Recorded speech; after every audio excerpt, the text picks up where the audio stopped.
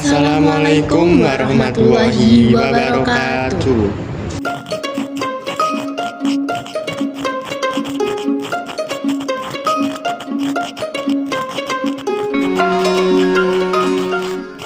Halo teman-teman. Jadi kali ini kita mau ngapain nih Kak?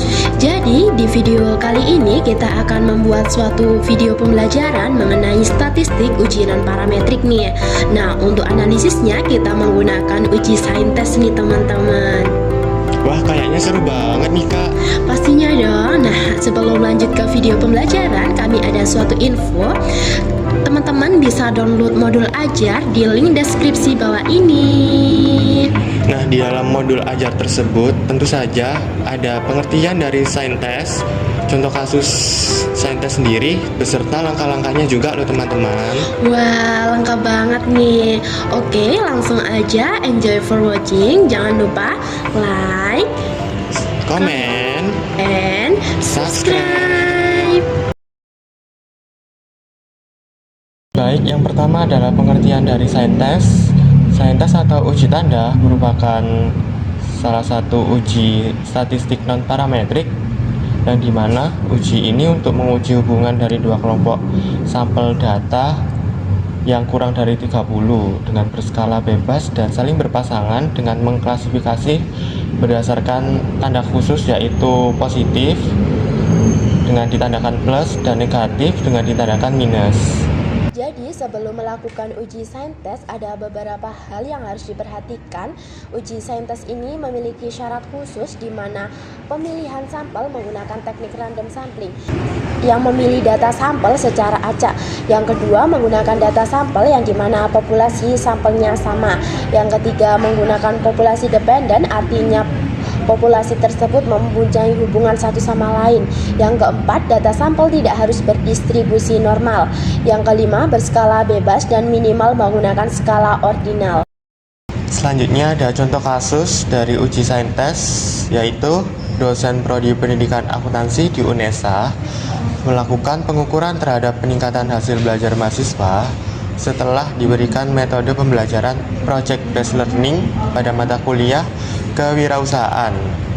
Maka dari itu diambil data sampel sebanyak 25 mahasiswa prodi pendidikan akuntansi kelas C.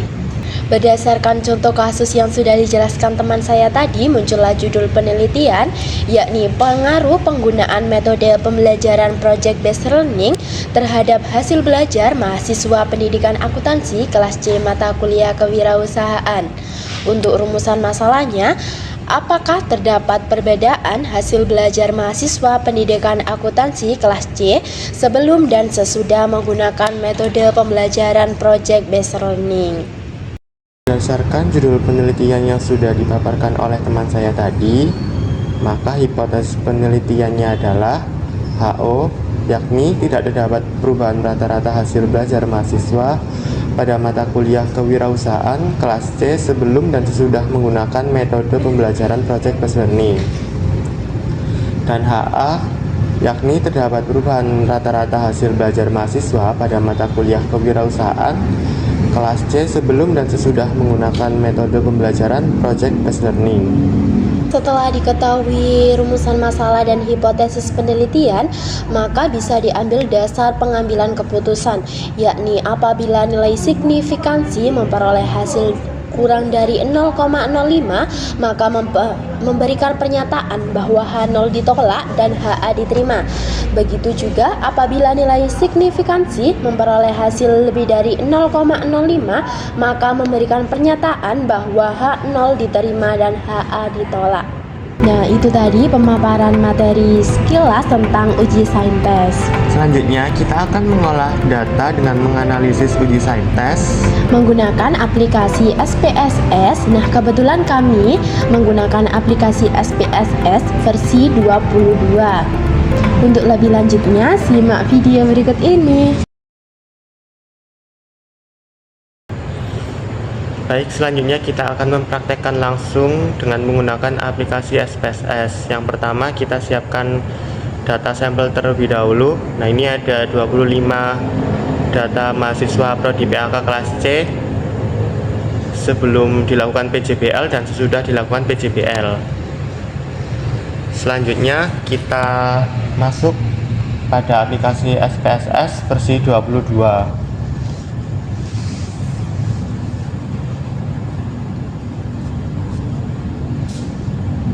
Maka muncul seperti di layar.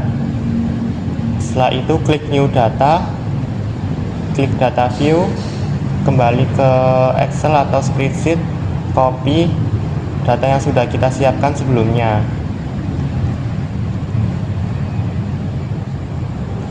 Setelah itu kita masuk ke dalam aplikasi SPSS kembali. Kita paste. Selanjutnya kita masuk ke dalam variabel view. Kita beri nama pada variabel pertama yaitu sebelum PJBL, dan untuk variabel kedua kita beri nama sesudah PJBL.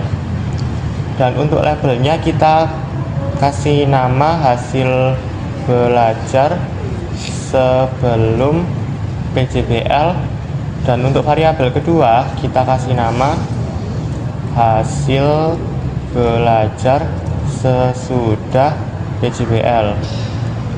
Untuk Allegiance ini kita ganti center, variabel keduanya juga kita ganti center. Untuk measure kita ganti scale. Selanjutnya kita klik Analyze, klik Non-Parametric Test, dan klik Legacy Dialog. Setelah itu kita klik To Relate Sample.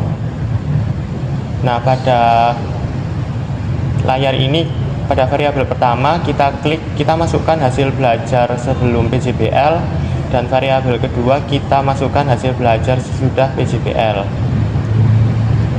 Selanjutnya kita klik Option, centang deskriptif, lalu continue.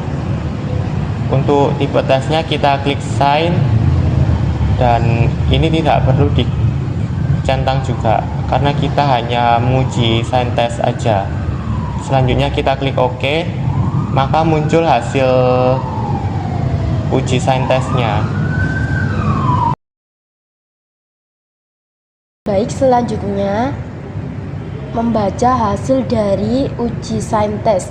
Yang pertama, pada tabel deskriptif statistik, hasil belajar sebelum PJBL yang diikuti 20 mahasiswa pendidikan akuntansi kelas C mendapatkan rata-rata 74 dengan nilai minimum 50 dan nilai maksimum 92. Untuk hasil belajar sesudah PJBL yang diikuti oleh 25 mahasiswa pendidikan akuntansi kelas C mendapatkan nilai 88 dengan nilai minimum 70 dan nilai maksimum 98. Berdasarkan data tersebut, diperoleh kesimpulan bahwa terjadi peningkatan setelah menggunakan metode pembelajaran project based learning, dengan rata-rata yang sebelum menggunakan project based learning 74 dan setelah menggunakan project based learning hasil belajarnya meningkat menjadi 88. Selanjutnya kita beralih pada tabel sign test, di mana pada tabel frekuensi hasil belajar sesudah PJBL dan hasil belajar sebelum PJBL menunjukkan bahwa data negatif difference bermakna sebanyak 77 mahasiswa pendidikan akuntansi kelas C mendapatkan hasil belajar sesudah PJBL lebih kecil daripada hasil belajar sebelum PJBL. Dan pada data positif difference bermakna sebanyak 18 mahasiswa hasil belajar sesudah PJBL lebih besar dari hasil belajar sebelum PJBL. Namun tidak terdapat mahasiswa pendidikan akuntansi kelas C yang mendapatkan hasil sama setelah menggunakan PJBL maupun sebelum PJBL. Bisa dilihat pada kolom TIS, yakni hasil belajar sesudah PJBL sama dengan hasil belajar sebelum PJBL, sejumlah 0 mahasiswa dengan total mahasiswanya 25 mahasiswa. Selanjutnya tes statistik. Dari tabel tersebut diperoleh bahwa nilai ekstra signifikansi 2 tail mendapatkan nilai 0,43. Berdasarkan dari keseluruhan tabel diperoleh kesimpulan bahwa uji saintes kali ini mendapatkan nilai signifikansi yang lebih kecil daripada alfa 0,05, yakni sebesar 0,043, yang berarti memberikan kesimpulan bahwa terdapat hubungan antara hasil belajar mahasiswa pendidikan akuntansi kelas C sebelum menggunakan metode pembelajaran PJBL dan sesudah pembelajaran project based learning. Bagaimana nih teman-teman setelah menonton video pembelajaran kami tadi nih? Nah, buat teman-teman yang sudah praktek, bisa banget kasih reaksi di kolom komentar. Dan buat teman-teman yang masih bingung atau ada yang belum difahami, boleh banget untuk bertanya di kolom komentar. Nanti kami akan menjawab komentar kalian satu persatu. Betul banget nih Kak. Siap. Sebelum penutupan, kami mempunyai satu pantun. Pergi ke pasar jalan kaki.